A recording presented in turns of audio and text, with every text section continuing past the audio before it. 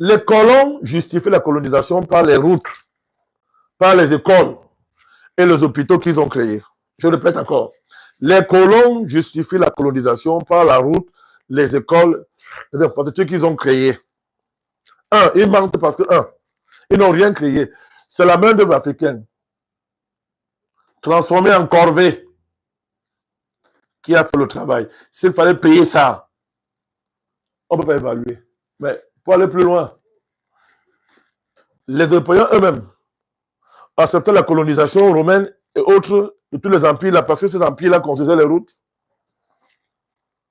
développaient les réseaux d'eau. Pas du tout. Il n'y a qu'aux Africains qu'on peut dire des bêtises comme ça. Un pays n'est pas développé parce qu'il a des routes, parce qu'il y a l'eau, parce qu'il y a l'électricité. C'est bien tout ça. Mais ce ne sont que des commodités, la preuve.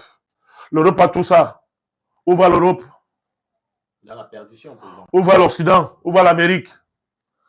Il y a une drogue qui fait rage aux États-Unis sur le fentanyl, c'est quoi? C'est le fentanyl, non? Je prononce bien. Si, Il faut président. m'excuser, moi je ne fréquente pas les choses comme ça, donc j'ai de la peine à prononcer ça. Mais les Américains sont très heureux. Ils ont de belles routes. Ils ont de l'eau surpotabilisée. Ils vont sur Mars. Ils ont la santé, ils vont sur Mars. Bientôt ils vont aller sur le soleil. Mais ils se droguent au fentanyl. Et c'est grave. Les populations sont tellement désespérées qu'elles se suicident dans les drogues. Si c'est vous aux États-Unis, ne parlons pas de la France. La France, c'est un pédoland. Tous les dirigeants français sont des pédophiles. Je le dis et je l'assume. Avec l'affaire Candace Owen. Je dis que je dis, je l'assume. C'est un pays où la drogue fait partie des lignes budgétaires officielles du pays. La drogue. En Angleterre, partout, c'est pareil. Aller en Suède, en Norvège, c'est bien. Il y a les routes partout. Il n'y a même plus un seul endroit où il n'y a pas de goudron. Allez voir la misère humaine des populations. Et allez voir le projet final.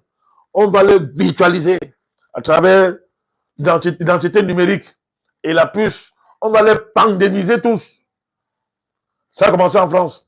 La France est le seul pays en Europe qui ne veut même pas revenir. C'est-à-dire, les vérités sont sur le Covid, mais la France, c'est que la défense. C'est que la défense en France.